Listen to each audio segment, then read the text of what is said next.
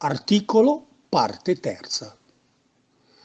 Articoli determinativi italiani sono il, lo, la, i, gli, le, l apostrofato, che corrispondono in milanese a el, la, i,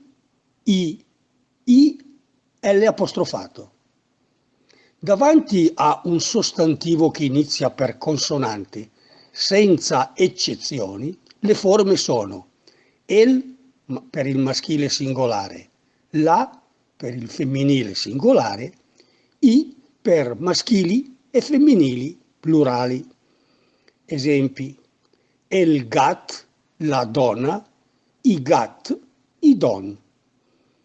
Davanti a un sostantivo maschile o femminile che inizia per vocale accentata o non, al singolare la forma è sempre L apostrofo.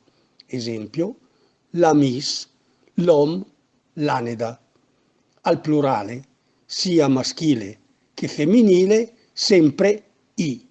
Esempio: i amis, i omen, i aned.